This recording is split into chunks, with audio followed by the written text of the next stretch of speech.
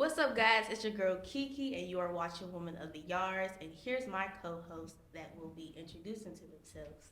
Hi, y'all. My name is Jadyn. I'm a freshman. Really looking forward to being here, talking about all these things for y'all with y'all. Hi, my name is Anaya, and I'm a freshman. Hey y'all, I'm the program director of the ESU Radio, and I'm Xamara Coleman. I'll be messing up too.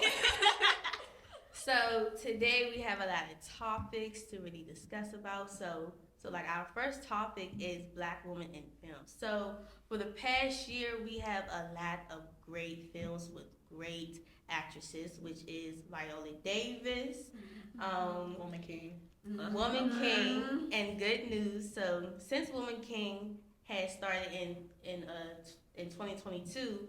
The movie has made $94.4 million. My gosh. Yes. Yes, it was that. It I was watch so it. good. Okay.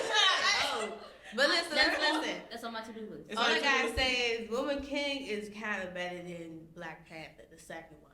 Whoa, that's a big statement. I'm sorry. That's a big statement. I don't know. I don't Because agree with you on it listen, being better than the second one. Maybe. Because when it comes to the Woman King, like, it really shows you like the womanhood, like fierceness. Because basically, womanhood is really about in the 1800s a group of all female warriors protest the African kingdom of the homie with skills and very fierceness, unlike anything the world has ever seen. So it's very it's very brutal, but it has a lot of factuals about Black history. You know, because one of the Woman King really discussed how like our own people was selling Black people during slavery time, which I didn't really know that.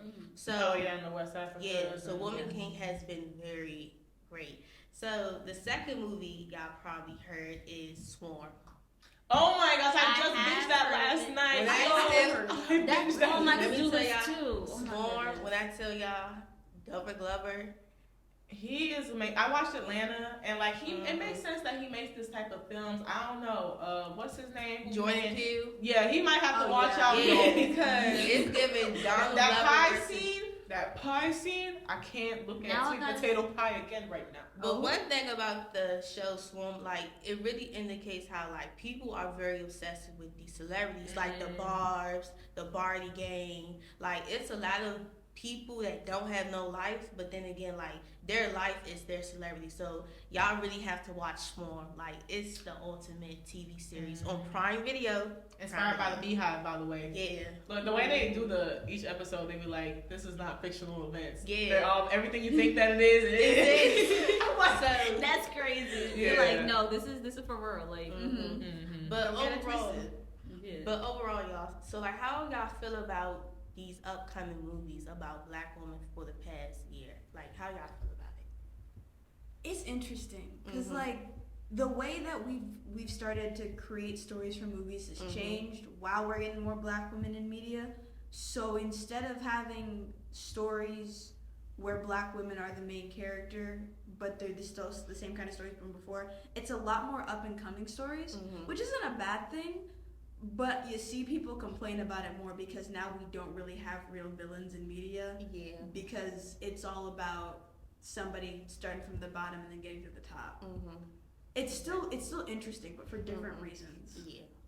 I mean, like, I would have to say, like, yeah, like, I love it. I love seeing my representation, like, growing up. Like, just thinking about Black women in film and, like, thinking about when I was younger and the way I related to, I think her name was Monique in High School Musical. Like, so the Black girl that was in it, like, all the High School Musical things that I had, I bought it if she was on it. Yes. So if that's what, like, you know, that's how that helped me. I could only imagine how these Black women in film are, like, helping these young girls or, you know, anyone right now just growing up and looking up to them. So. Especially the ones that you grew up watching. Like, I was looking into, who was it? Marseille Martin. I love my She's love grown her. so much as an actress, and she's really coming into her own in the field. And it's just amazing to watch, like, just her progression from childhood acting to where she is now.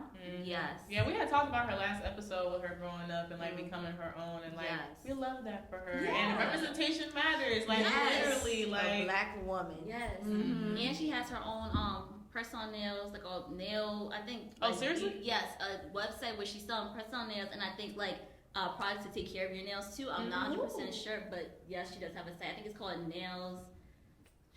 Okay, I can't really remember, but look it up. Yes. Yeah, I think I might give me some. Y'all seen Yeah. me popping off and stuff? Cause I love a good press on nails. Yeah. They gonna do it every time. Okay, y'all. So speaking about movies, let's talk about Little Mermaid. Oh. Wait, this year, right? This summer? Yes.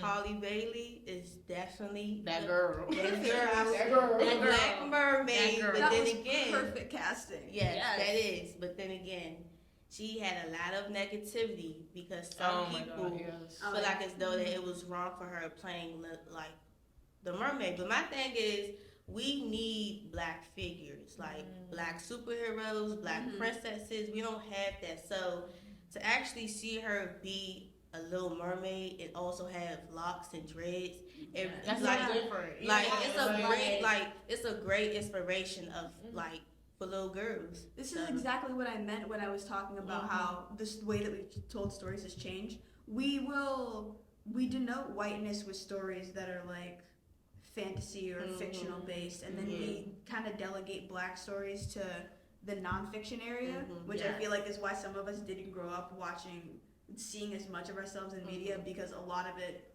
wasn't the kind of media we were interested in watching. They don't cater to us. They don't, and that makes us like not know a lot of stories because we're not like attracted to something that's not us. Why would we want to like picture something that's not something we could be? Like I don't know about y'all, but I was a big reader when I was younger. Every character I imagined was black, you know, until they said in the story the red hair and the blue eyes. Then I was like, she started off as black. Sometimes I ignore it. Sometimes I'm like, nah.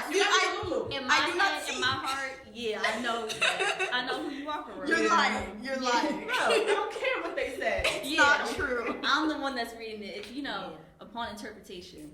But I just can't wait to see y'all. Like it just, even though I'm about to turn 20, it just I'm really about to turn. The trailer when she was singing. Got goosebumps. Yes. Oh yes. It got me very emotional. I'm like, yes. This about to be a good movie. Like, it's gonna be a lot of money. When I say a lot of money, she better have an award. If she don't have no how award, much that movie would cost it. I don't. Exactly. I don't know either. But I did some research. Y'all heard Princess of the Frog? Yes. Wait, this is new to me. So it's going to be a movie called Tiana in 2023. But they haven't really published when it's going to come out. But there will be another Tiana movie. So you think it's gonna be just about her being Tiana or her still being a frog? Because that's the thing people don't really like about that. I mean, but she's not a frog anymore. Because she get married like at the end? So it's like the aftermath. Yeah. Okay, because I can respect that. Because I'm sorry if they make a live action of her being a frog, I'm just gonna be upset. Because I'm gonna be upset. Because they do that too much. Yeah. They did that with Soul too. And that's recent. We can't have a black man. Right, as a person the whole time. Like, we want to see the person. We don't need a frog. Just keep them as the person. We don't need no animal. Exactly. But I don't know if y'all be on the shaving, but Ari Lennox is trying to be Tiana, and I see Coco Jones want to be Tiana. So I don't know, y'all. Like, that's hard. It's just competition. It's just competition. But when you said Ari, though, I felt that a little bit better. I don't know. Yeah, I don't know. Because I saw, that's what I was thinking when I saw hers, and then I saw Coco's, and that was just like, I don't know. It's but I feel like Ari Lennox, like even though she's from DC, like she really gives me like the southern type of personality. Like I love Coco, but Coco gives me like not a Disney character, but I feel like with Ari, it's just like she's made for this. Like I love Coco. But Coco rebranded anyway away from Disney. I feel like her going back might kind of be like cool, but it's not who she is anymore.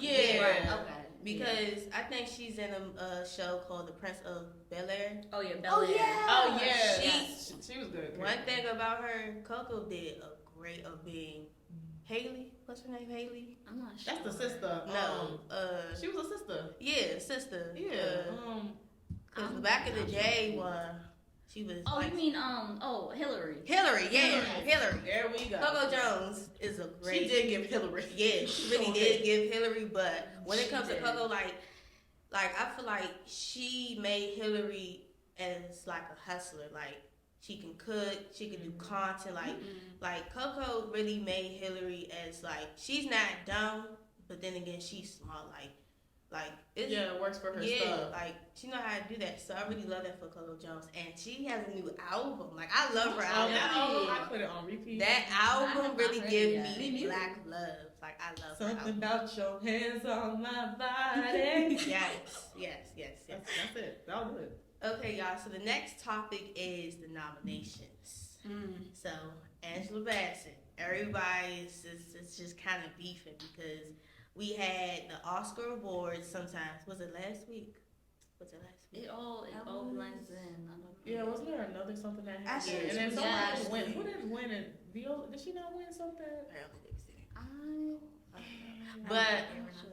But for the Woman King, Viola Davis did win a award for the NAACP.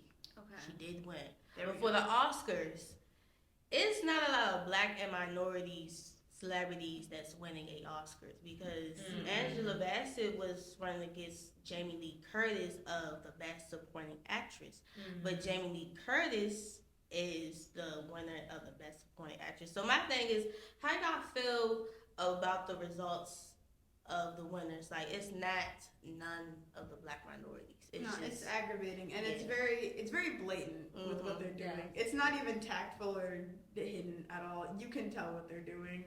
Yeah, and I definitely agree with what you're saying. And just to like seeing Black Panther and seeing because I watched a number of movies with Angela Bassett in it, and her range is like you can't deny that type of range. So it's like in Black Panther, like you felt her pain, like you really she like put it through the screen. So it's like for you not to get an award, it's really questionable at this point, and at this point in your career in the game, like that's crazy. And it's nothing new either. I remember I was thinking about this while I was when I was finding some of these names that were getting awards.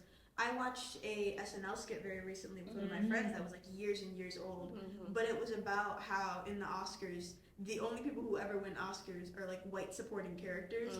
Yeah, the movie's about black people. You don't gotta be the man anymore. No, listen. You could be the villain and still win. You white and male? I like a good There you go. Yeah. I do like a good villain, but even if you are the villain, you still gonna win. But my thing is, in my opinion, it's just like we have worked so hard, like Angela Bassett, Viola Davis, like these amazing actresses has been acting since I was a baby, like since a long time, and they still did not have an Oscar award. But then again, I kind of understand why we have our own BET because it's only for black and minorities. Because nothing can but really. She didn't even step win up. a BET award. Like, She did not. No, like I literally saw this thing on Twitter, and I was just like. So is everyone missing the work that she put in? Like, She literally played. She had 11 nominations in BET Awards and won none of them. And then she got nominated for the Image Awards 28 times. Well, she won 16 of those, but for the Emmy, she got nominated 9 times and won 0. This is why I don't pay attention to these award shows. It's just the numbers are crazy. This does not make sense. But I don't know, because my thing is, I do want to make films, but then again, I do not want to waste my time of being in, like, to really be in an event for like 5 hours and I don't know nothing. Like, I'm not a sore loser, but my thing is, if I put my blood, sweat, and tears in this movie, and then you go and really showing, like that? you don't disrespect me, and like then, really showing you, like, what's the word? Like the lesson and the mission of the movie. Like people don't really signify the mission of the movie. They just look as like other things, like actions, which is okay. But when it comes to the movies, like you gotta feel it, you know. Right. So, and that's the thing. And like speaking of, like you were saying, like you don't want to be a sore loser, but Angela Bassett, like after that they were trying to call her an angry black woman too for being upset about the not receiving the award. But the thing is that it's not like she threw a tantrum. She looked visibly upset, which is a normal. Not visibly. When you think something, it comes. It comes up. So it's like you can't hide that. It's not like she was like, oh my gosh, and she stormed out. It's like you're upset. You're human. Because you worked really hard. You feel a certain way about it? How dare you? Stop that. How dare you have feelings? We really can't have no emotions. It's really crazy. It's just not fair because my thing is like you want me to accept everything because I'm gonna let you know how I feel. Like whether you not like, we have freedom of speech. I can express how I feel without being judged, but even if you do express how you feel, you're still going to be judged. Even if you're a black woman in the media industry, like people is definitely targeting you without you not even knowing it. So it's like you got to keep your eyes open for real. Right. So next topic, let's talk about 50-50 relationships. Oh boy. So I'm gonna lie, y'all. As a female, and it's just some females' expectations is very off. It's not a little off, but it's just very off. It's just very off because it's this girl that was in a podcast and she said, "Wow, dealing with a man, he needs to have money. If he don't have no money, I can't be with him." And it's just kind of dawned on me because my thing is, your mother never really taught you about independence because you don't need a man in your life right now. Like, you're going to do things. You're like, independent. Exactly. So, how do y'all feel about 50-50 relationships or any type of, like, girls' expectations during this generation? Well, I feel like my thing is, if you want that, like, you have to know that you have to give up something else. So, he may have all this money, but you might get no affection, no love for real. Like, that's it. That's your transaction. And then, realistically, like, what are you going to do for him as well? Because you can't think, like, you're just getting stuff. Like, let's be real. Let's be real. Everybody wants something for something in exchange. That's how relationships work. Yeah. Right. So for that ain't gonna be me. I'm gonna make my money. And I feel like things can't always be like, in a good world, a perfect world, 50-50 is what it is. But if somebody has more and can do that at that time, then you have to be an adult and do what works for y'all in y'all relationship. And that's not really anybody's business at the end of the day. Because if you go and tell them that, okay, I pay, all this, but he does all this for a certain other area, they might judge you and be like, no, like, you're not even in a relationship. What are you talking about? Exactly. Like, I totally agree with what you were saying, and it's funny because we were talking about that today in class. Like, now, like, relationships aren't always 50-50. They're like maybe 60-40 and things like that. Yeah, it's probably 5 out of 100. Right, and it's like, I agree because sometimes, you can't do certain things now. Like, he may be in a position to do something that we need to do, and I may not be. But then later on down the road, the roles switch. Yeah. So I feel like it really just you kind of have to go with the flow, and it's really. I mean, a lot of things in life I feel like are circumstantial, so it really depends on what's going on, what you're going through, things like that. Yeah, because you could have a 50-50 relationship that just doesn't look like everybody else's 50-50 relationship because it's unique to you. Right. You have different capabilities, your partner has different capabilities, and another couple might also have different capabilities, and y'all mesh differently, so you'll have to pick up different parts of the slack. Right. I understand. And interpretive for real. Yeah. So, how do y'all feel about relationships in this generation? Like, because it's such a big topic. It's just in this I'm gonna come generation. right out and say I'm actually aromantic, so I don't really date. I've had maybe one boyfriend, and I'm probably not gonna do it again. But I have a very weird perception of romantic relationships. I honestly just feel like it's just being best friends with someone, but next level. But I don't know. They confuse me. There's so much underlying pettiness sometimes, and just like non-verbals and passive aggression, and I'm like, just talk to people. And that's what I want to see, and then it's almost jarring when I do see it, and I'm disappointed. Like, I have friends who have crushes on these other individuals, or sometimes have crushes on each other, which is a whole thing. But they'll sit down and talk to each other about it, and they'll work it out and be like, I'm not sure I want to go here with you, or I want to take this here, and both parties understand and they move on. And that's how it should be. But then I get real upset when I see that, and I'm surprised or taken aback at the fact that it actually happened. Because that just means we're not doing that as much as we should. Right. But one thing about I noticed, it's a lack of communication. Like, For real. people don't jump to just friends. They just jump to, okay, so we together. Like, I like that. Take the time to get to know each other. It's either that or situationships. I've been in 4 situationships, and none of them never actually be their girlfriend. So Okay, and then I spoke earlier, so she said aromantic, y'all, for y'all that don't know what that means. But I'm a big romantic, which means I want you to give me flowers, I want you to take me out, I want you to on the date, I want you to date, yes. Right? I don't like this princess. wishy-washy like culture, you know what I'm saying? Like I don't like being treated like he's trash, quite frankly. Yes. You know? Which makes sense. Yeah. So at the moment, I'm cool off everybody. I'm like, act like you. I'm act like her. I'm cool off everybody. Exactly. So like for me now, I'm gonna be 110% with y'all. Before, if you would have talked to me about this in January, I would have told y'all that I was the spokesperson for Delu-lu, like Delu-lu. Yes, because delusional. because I love being. delusional too. Listen, I love being in that state of delusionalism, but then I was like, no, I gotta wake up because this is not this isn't working. Like you're not gonna be like, yeah, we're friends, but we're like hanging out like what is that? girlfriend. No. We just kicking it during the nighttime, but the morning time not really that. Like it's not even like it's giving it's giving really like a night out. Like when it comes to the hour comes at night, but never comes morning time. Booty call hours, like it's just giving that. Not it's even boundaries. that. It's as much like I'm saying okay. Say you see me walking with another guy and now you got an attitude, but I thought we were friends. No, seriously, what's the possessiveness for? Exactly, because that's sick. Like you're I'm making new friends. Like you should be happy for me. I'm I'm meeting new people, so it's like and it's not stopping him. Mm-hmm. Right. Because definitely not stopping you. It's definitely not because it's like okay, since you want to do that, let me see your contacts. Let me see those text messages. Let's be real. Let me see those. You really want to see that? I know I don't. I don't even. No. See, listen. I went through enough with situationships. If I could write a book, I can.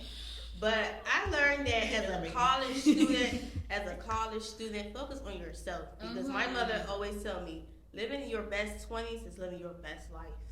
Like, don't focus on no relationship. Because I ain't gonna lie, I feel so discouraged of not telling the boys what I want because I want a boyfriend. Like, I'm not gonna lie to you. Like, I feel so discouraged and I ain't gonna lie, like, I kind of had it, because some dudes don't want to be with nobody, but then again, they want to kick it, if you know what I mean. So I feel like as I'm getting older and more wiser, I want a boyfriend. Like, I'm not going to do no sneaky selfish to say that. Yeah, it's not like you're like desperate. It's just like I'm at that point in my life. I have my stuff together. I want to share it with somebody. Exactly. That's okay. Yeah, that's You want that companionship. Yes. Yeah. Exactly. It's different. It's not a friend because friends have different friends and you got to spend time with them. But that's your person. It's okay. So it's like the relationships in college really showed you, like, you really got to focus on yourself. Because when it comes to college, it's so small. Like, people know everybody. It's so sick. Like, everybody know everybody. Especially everybody know everybody. So sick. I can't.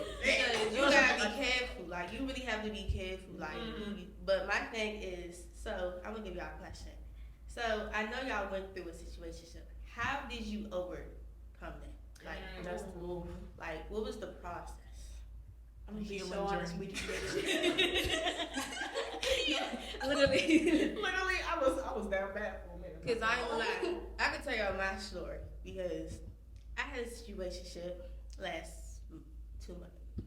Okay, so me and this person had a situation for over a year, but we ended it during February. I ain't gonna lie, it was hard. I cried every day. It was very hard because I ain't gonna lie, once you done, it's like you not with that person. But I realized boys don't really go through a healing stage. They have other options. But as a female, we have healing stage because I feel like as though as a female, we are very nurture and very emotional. So I had to really take myself to therapy. And when I learned about myself, it's like, these are the 20 things I want in a man, but the dude I was with, it was not none of the 20. So I just feel like as though I have a value and this is what I want. But it's just like, we need to stop dealing with the bare minimum. And raise your standards. Raise them. It's raise not your standards. It's not you being above nobody, I promise you. No. Because they feel like, oh, you have less options when you do that. No, you actually have more options because you're choosing people who actually are like-minded. Right. You're not wasting your own time anymore. Your time is valuable. Right. Because, listen, one thing a guy's gonna have, he's gonna have his standards, and he will let you know, like, if you're not in his standards, whatever. I've seen it before, and just from seeing the bird's eye view, I was like, see, this is why I don't even mess with y'all. I just, I choose peace. But standards are always important. And like as far as the healing journey goes, I haven't been like in something like that, but definitely like I was saying before, like we're friends, but you thinking that we more than friends, but we not more than friends, and just like dealing with that, because then you fall into their delusionalism. You just gotta be like, look, one, I put myself first. Two, I deserve better. And it's like, if you think about like the life that you want to live, like that positive life, all of that. You think about that. If they don't fit into that equation, then it's like I gotta let you go to see this next part of myself. But yeah, that's the word of the day, delusional, for real. Please stop being delusional. Please. Be the change you want to see. No, literally, because being delusional is only cute for so long. Like, it's not, yeah. And it takes energy. Yes, and it goes from delusional to crazy really quick. It's a fine line. Yeah, it's hard. It's a fine line. Yeah. And I ain't gonna lie, like, this is my last time saying this, but I feel like while dealing with him, like during fall semester, I was failing at least two classes.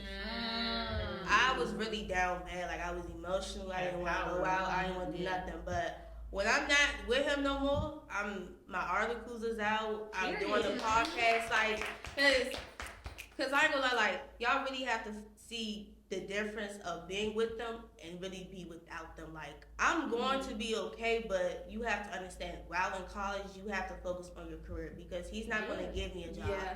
He's definitely not going to give me a degree, a car, or no apartment. Like, you really got to focus on yourself because at the end of the day, I'm here to network and really become a media influencer. Like, he's not going to do that. So, I just want y'all to understand that, like, as a female, if you in that situationship, just leave now before it gets too late and it will really turn left.